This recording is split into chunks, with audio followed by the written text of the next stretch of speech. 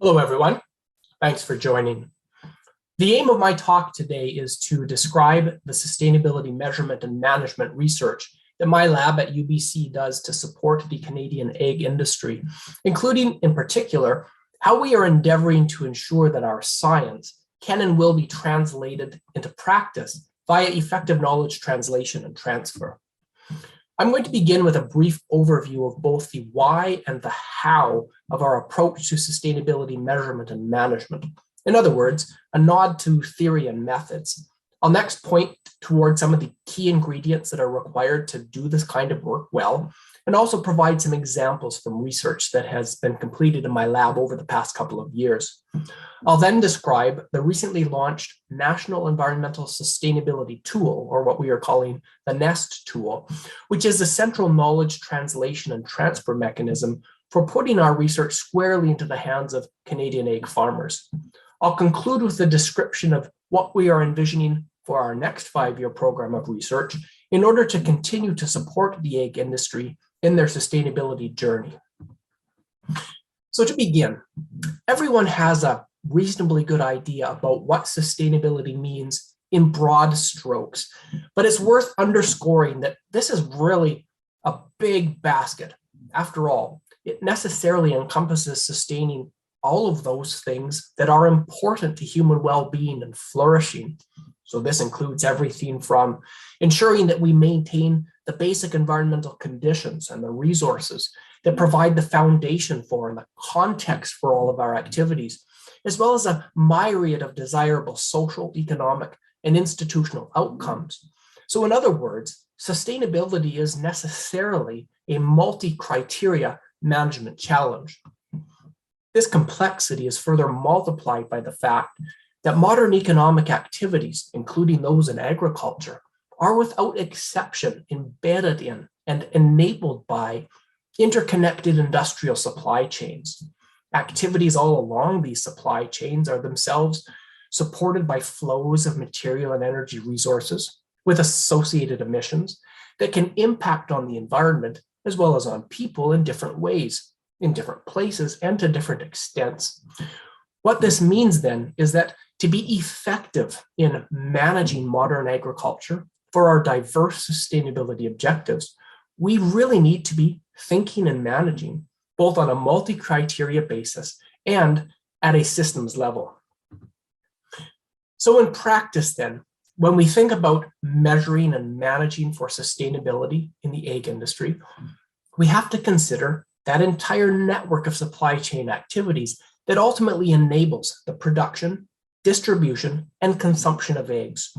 The various ways in which these activities may generate either impacts or benefits, as well as how those outcomes can be improved. The very real danger of doing otherwise, of course, of failing to think and act at a systems level, is that we very much run the risk of inadvertently creating unacceptable trade-offs and of ultimately undermining our capacity to achieve the very objectives that we espouse. So for example, this could be an effort to reduce greenhouse gas emissions at farm level that actually increases net greenhouse gas emissions along the supply chain, or that creates unacceptable trade-offs with respect to land use efficiency, worker conditions, or animal welfare. Fortunately, over the past couple of decades, a variety of frameworks and tools have emerged to support operationalizing what we call life cycle thinking, which really has become the central paradigm of contemporary sustainability science. The most well-developed of these frameworks is a tool called Environmental Life Cycle Assessment, or LCA. So this tool provides us with a basis for systematically quantifying all of those inputs to and emissions associated with activities along each stage of the supply chain, and calculating their contribution to a whole range of different potential resource and environmental impacts as a basis for sustainability management. Accordingly, the overarching goal of the program of research undertaken in my lab over the past 5 years as part of the NSERC Egg Farmers of Canada Industrial Research Chair has been to advance the science and practice of sustainability measurement and management in the Canadian egg industry based on life cycle thinking and assessment. Central to this effort, of course, has been a strong and very diverse team of undergraduate and graduate students, as well as postdocs, funded through the Industrial Research Chair, as well as a variety of complementary grants. Our research program has had three core themes, respectively focused on data, models, and decision support tools. And I'll briefly describe each of these in turn. Let's start with data. As you can imagine, measuring and managing for sustainability across the supply chain requires a lot of high quality data in order to accurately characterize all of those supply chain activities. And access to this kind of data has historically presented a very real stumbling block to agricultural sustainability research here in Canada. The first of our three research themes is therefore focused on building and populating a publicly available repository of high quality data sets for characterizing agricultural supply chain activities in this country. This repository, which is called the Canadian Agri-Food Lifecycle Data Center, has now been online and operational since early 2020. And in fact, in collaboration with the National Research Council, it is currently being scaled up to create a national cross-sectoral life cycle inventory database. Our second research theme has focused on comparing the potential efficacy of different technologies and management strategies that could be adopted by Canadian egg farmers or by their supply chain partners in order to increase overall sustainability outcomes in the industry. I've listed here just a few of the projects that have been completed to date or are nearing completion, and I'll also elaborate on some illustrative examples. As a first example, it's widely recognized that nitrogen is a critical part of the sustainability equation in agriculture. Indeed, work that I've previously published has underscored the important role of nitrogen in the life cycle environmental footprint of egg production and the need for nitrogen use efficiency management across the supply chain. I hence tasked one of my master's students, Shiva Zargar, with identifying and comparing available nitrogen use efficiency technologies and management strategies using life cycle assessment. Shiva identified 5 critical intervention points and priority technologies for consideration, and then developed detailed supply chain models to determine their relative efficacy in both improving nitrogen use efficiency, as well as the overall environmental impacts of egg production. Now, without going too far into the weeds here, Shiva found that while each approach could certainly improve nitrogen use efficiencies at a given supply chain stage, this often came at the expense of increasing other kinds of environmental impacts along the supply chain as a whole, for indicators like energy use and greenhouse gas emissions. Her work underscored why it's so essential to employ life cycle thinking and assessment when undertaking to, for example, formulate feeds for reduced nitrogen excretion. If reduced excretion in a layer barn is offset by higher supply chain nitrogen losses due to producing specific substituted feed crop ingredients, we may not actually achieve our intended objectives. Her work also highlighted the importance of implementing renewable energy systems in agriculture, since many technology options for nitrogen efficiency, such as ammonia scrubbers, for example, require industrial energy inputs, which can otherwise offset the gains associated with those nitrogen use efficiency measures. Now, there are, of course, a whole variety of interesting options for integrating renewable energy systems and generally improving energy efficiencies in the egg industry. One such option is the use of net zero energy buildings, which are defined as highly efficient building systems with integrated renewable energy generation capacity that can at least offset any non-renewable energy consumption. Some of you will likely have heard of the Brant Colony Net Zero Energy Layer Barn pilot project that's located in southern Alberta. This project aims to trial net zero energy technologies for egg production. Another of my master's students, Yang Li, developed detailed life cycle assessment models of the Brant Colony system in order to evaluate its efficacy and to inform design considerations for future net zero energy barns in Canada.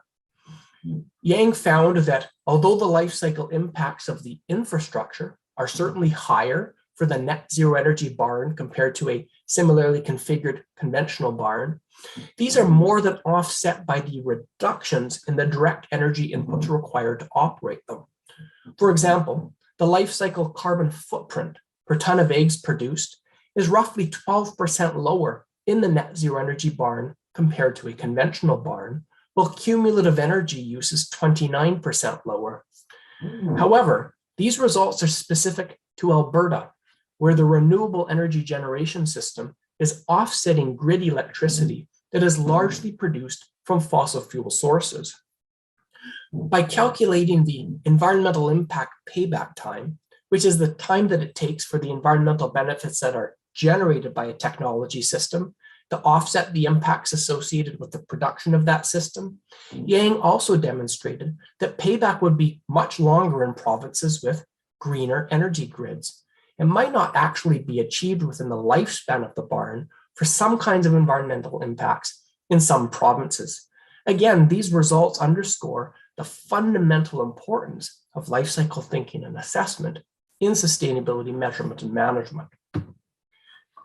Now, thus far, the examples I've described are largely traditional academic research. But for an industrial research chair in sustainability, where the rubber really hits the road is in the translation and the transfer of this research into accessible and effective decision support that can enable its application in practice. So our third research theme has focused on exactly that. The National Environmental Sustainability Tool is the capstone project of our 5-year program of sustainability research. And it's the key knowledge translation and transfer mechanism for ensuring that our work is relevant, applicable, and accessible for egg farmers. Development of the NEST tool has been achieved through a close collaboration between my lab, Egg Farmers of Canada, and the software company Mirago. On our side, the work has been led by a senior PhD student in my group, Vivek Arulnathan, who has done a really fantastic job in pulling together the various strands of research that have been completed by graduate students in my lab, and in working with our partners to figure out how to present this research to egg farmers in a user-friendly and ultimately a useful manner. So necessarily a key feature of the development process has been consulting directly with farmers. The team has consulted and received feedback from farmers at several points already, and Vivek is now preparing for a series of semi-structured interviews on user experience in order to inform our next steps in continuing to develop and refine the NEST tool. What NEST aims to do, in essence, is to put all of the data and the information that we've generated through our research directly into the hands of egg farmers in the form of a user-friendly, online, farm-level sustainability assessment platform. In February, we launched the first beta version of the NEST tool. This first version establishes the online platform, which will provide the foundation for all subsequent expanded versions of the tool. It includes a suite of performance benchmarks for egg farms that are specific to region and to housing system for those aspects of egg production that we have identified as particularly important predictors of sustainability outcomes. Farmers are able to enter farm-specific data for a completed flock and then compare how their farm performed relative to other farms operating similar housing systems in their region, as well as nationally. They can then set sustainability goals for improving performance against specific benchmarks. Importantly, farmers are able to save each assessment. So by subsequently repeating the assessments across consecutive flocks, they can then track their progress over time, as well as access a variety of informational resources to assist in selecting measures that can help them to achieve their sustainability goals. I have a short video created by Egg Farmers of Canada to advertise the NEST tool to egg farmers that I'd like to share with you. Egg farmers across Canada are committed to sustainable agriculture. As demand for Canadian eggs grows, sustainability plays a central role in securing a strong future for the egg farming industry. That's why Egg Farmers of Canada has created the National Environmental Sustainability Tool, or NEST. NEST is a web-based tool that Canadian egg farmers can use to assess the environmental footprint of their farm and set goals to improve sustainability. With NEST, you can measure your farm's environmental performance and see how it compares to others in your region and across Canada. You can also develop a sustainability action plan. NEST gives you on-demand access to the latest sustainability data and valuable resources to support long-term decision-making. By using NEST on a regular basis, you can get the tailored information you need to enhance your operations, find efficiencies, and build a sustainable future for the industry. Starting with this initial launch, Egg Farmers of Canada will continue to develop NEST to include more data on animal welfare, economic considerations, and more detailed environmental assessments. Sign up today by visiting eggsustainability.ca. Once you're signed up, you can enter data from a completed flock, and you'll have immediate access to sustainability insights about your farm. Join us and egg farmers across Canada as we make this sustainability journey together. By investing in new technologies, identifying efficiencies, and implementing sustainable best practices, we are investing in a bright future. So as you can see, the tool already hosts some very useful features for sustainability management. The next version of NEST, or full NEST as we're calling it, which is anticipated for release by the end of this year, will actually enable farmers to undertake complete life cycle-based farm-specific sustainability assessments, and also to quantify the extent to which adopting farm-appropriate green technology solutions could serve to reduce the environmental footprint of the eggs that they produce. So now, as our first 5 years of research and collaboration with the Canadian egg industry comes to completion, we're currently mapping out what the next 5 years will look like and how we can continue to build on what we've created to date in order to best position the industry for the future. What we've identified as the core thematic area for our research program is enabling the egg industry to take a leadership role in the contribution that agriculture ultimately makes to helping us achieve a net zero greenhouse gas emissions future. We believe that there are several compelling reasons for adopting this focus. The first reason is from a policy perspective. We know that achieving legislated net zero goals in Canada is going to require ambitious actions across all major industrial sectors, including the agri-food sector. And indeed, this is evidenced by the broad support that the federal government is currently providing for investments in climate-smart research and development for the agri-food sector. The second reason is from a market perspective. Many of the big players in the agri-food space have already announced net zero emissions targets, with a lot of emphasis on livestock product supply chains. Egg industry customers here in Canada will likely be setting similar targets and making corresponding demands of farmers. The third reason relates to maintaining social license in what will be an increasingly competitive low-carbon food marketplace. Eggs currently enjoy a relatively competitive position compared to other livestock products, but all of the kinds of numbers that we see in this figure here will trend downwards over time as sectors engage in their respective net zero initiatives. In order to maintain their relatively competitive position, I believe that really making efforts to differentiate and to show that eggs can be part of a climate-friendly food future will be both necessary and well worth the effort for the industry. Now, fortunately, we already have a very good idea of where to start. Indeed, we know that greenhouse gas emissions in the egg industry are primarily attributable in order of importance to feed inputs for layers, to pullet production, to manure management, and to direct on-farm energy use. So any emissions reduction and offsetting activities should naturally focus on these areas. With respect to feeds, this currently accounts for roughly 2/3 of the carbon footprint of Canadian eggs. We've done a lot of work over the past 5 years in developing a framework for sustainable feed formulation, as well as detailed models of current feed input supply chains for using that framework. We will hence now turn to identifying and characterizing potential alternative low-carbon feed input sources outside of traditional field crops, such as single-cell proteins from forest residues or other biomass, insect meals, and feed products made from food waste. We believe that further research in this space is important for several reasons. First, simply because utilizing the lowest possible carbon footprint feed inputs will be the single greatest emissions reduction opportunity for the industry. Second, due to increasing climate unpredictability, which will influence both the price and the availability of traditional feed inputs. And third, due to the social license that can be gained by increasingly relying on feed resources that do not compete directly for prime agricultural land. Turning to pullets, feeds will similarly be an important angle here. But my lab is currently collaborating with Dr. Maurice Doyon at Laval as well to determine the potential climate and economic benefits or trade-offs associated with prolonging lay cycles, because of course this would impact on the number of pullets that are sourced for egg production, as well as associated greenhouse gas emissions.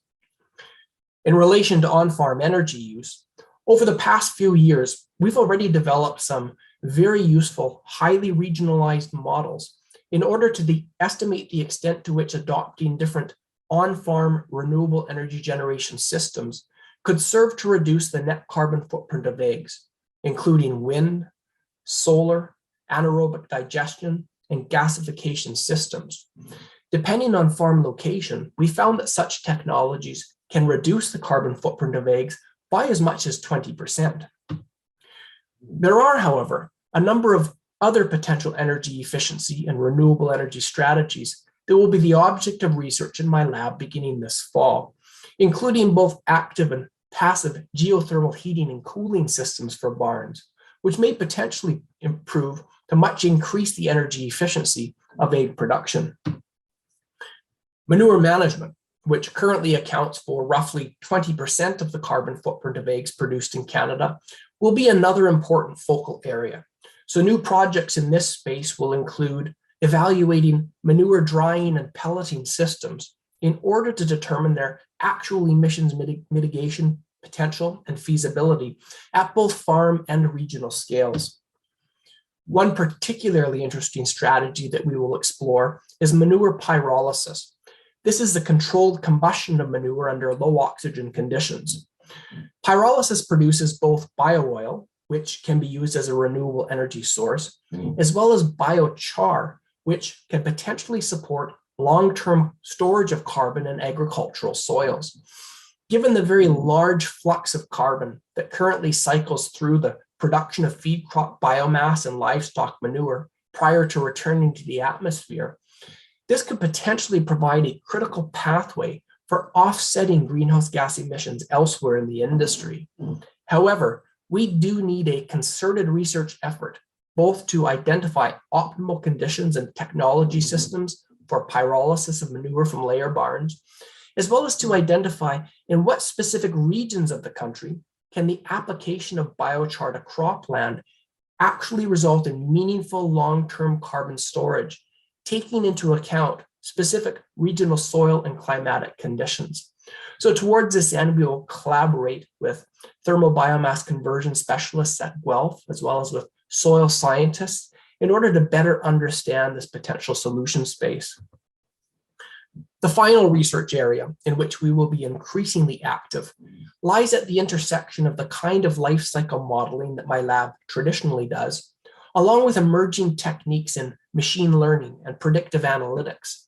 Advanced monitoring systems are already playing important roles in how farmers manage their flocks. We'll be looking to harvest and to integrate these and other data streams with our emissions modeling capabilities so that we can both develop predictive algorithms for emissions management, as well as optimize management strategies on a multi-criteria basis that explicitly includes cost, animal welfare, productivity, and CO2 emission reduction objectives.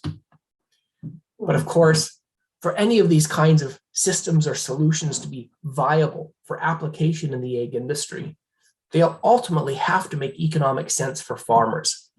Towards this end, we will be conducting detailed techno-economic assessments and calculations of economic payback times for whatever technology solutions we ultimately recommend to support the net zero emissions reduction objective. A key piece of this will be determining the extent to which different emission reduction pathways might also support new economic opportunities for egg farmers. So taken together, these various strategies and streams of research can, I believe, realistically enable achieving a net zero emissions egg industry. What we have to remember, though, is that there will not be many one-size-fits-all strategies. What makes sense for a given farm will very often be context-specific. Hence, we need to be able to both identify the industry-level potential of specific greenhouse gas emission reduction pathways, as well as provide farm-specific decision support to farmers so they can choose those pathways that make the most sense for them. So once again, the knowledge translation and transfer component of our research program will be critical in turning this possibility into reality. So in order to ensure that the research that we do can and will be operationalized, we're hence proposing a two-pronged strategy. First is to collaborate closely with egg farmers of Canada, as well as with egg farmers across the country, in order to develop an industry roadmap that identifies priority pathways and also establishes goals and timelines on a regional basis towards achieving a net zero emissions industry. The second and equally important part is to empower every single Canadian farmer who wants to participate in this journey with the decision support that's necessary to do so by embedding all of the tools and information that will be required into the NEST platform.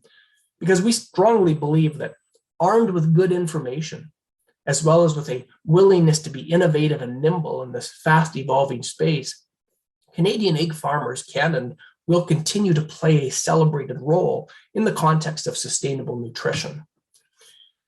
So if this kind of research interests you, we are always keen to explore opportunities to collaborate, in particular with respect to modeling new technologies or management strategies that might potentially contribute to improving sustainability outcomes in food and agriculture.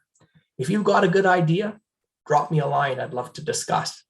So thanks for your attention, and I certainly look forward to our discussions at the end of this session.